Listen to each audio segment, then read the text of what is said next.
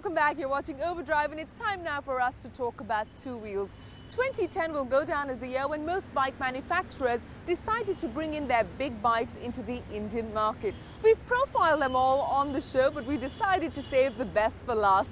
So here's Shumi at the MMSC racetrack in Chennai with Suzuki's iconic liter class superbike, the GSX-R 1000. Since the beginning of the CBU game in India, Suzuki is the Japanese manufacturer who have shown the ability to expand the range the fastest. Today, they sell 4 CBU motorcycles in India. Now, you might believe that the Hayabusa is the star of the line, but you'd be wrong, because as Suzuki's go, there are no motorcycles that are sharper, lighter and more track-focused than what I've got with me today, the GSX-R 1000. Okay, I couldn't resist that, the GSX-R 1000. The GSX-R has been the fundamental Suzuki performance icon. When it was launched for the very first time in 1985, it was the lightest sports bike you could buy. And its performance was a revelation. Legend has it that the motorcycle was so powerful it bent its own alloy wheels out of shape under the fierce power delivery. And that was just a 750. The 1000, when it broke cover in 2001, once more was the torquiest motorcycle in its class, and with its ultra-reliable engine and extraordinary performance, it was the toast of the segment. Since then, everything has moved forward. And the latest version, this one, has taken the engine, the performance, the handling, everything far, far forward. In terms of styling, the GSX-R 1000 has come a long way from where it began. The first bikes were known for their engines, but not for being the prettiest bikes out there. This, on the other hand, is different. The lines are flowing and there's this whole oriental thing going on that is really, really attractive. Park this motorcycle next to a whole bunch of liter class motorcycles in a parking lot, and this is the bike that gets all the attention. This is a black bike, so you will not see the details on camera, but trust me, it's gorgeous. And properly, mind-blowingly fast as well.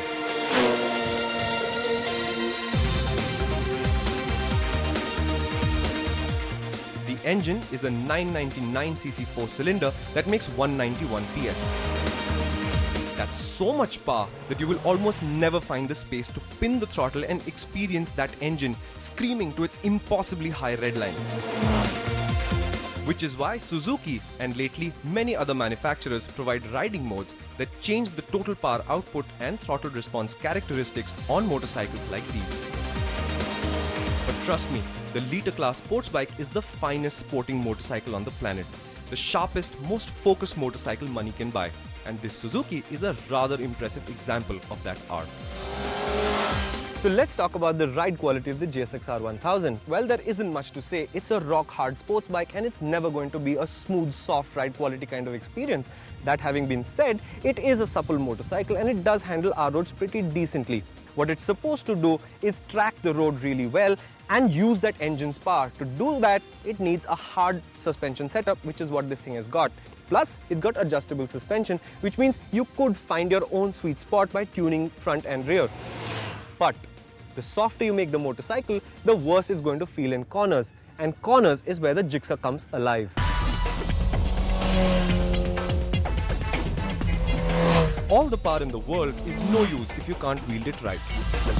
And making a GSX-R 1000 do your bidding in full flight isn't for the faint of heart. However, the chassis and suspension on this bike are sublime.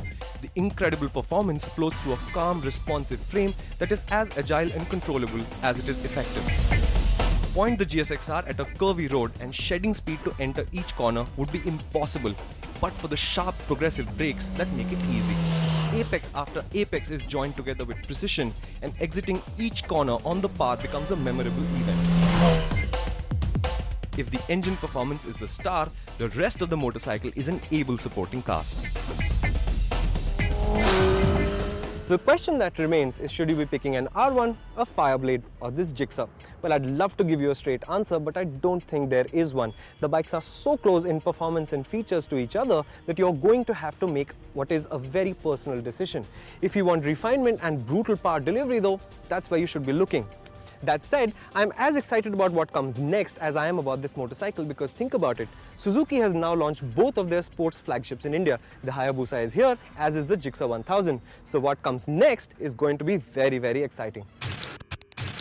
Well, now you know why the Gixxer rode away with the Performance Bike of the Year award at the CNBC TV 18 Overdrive Awards.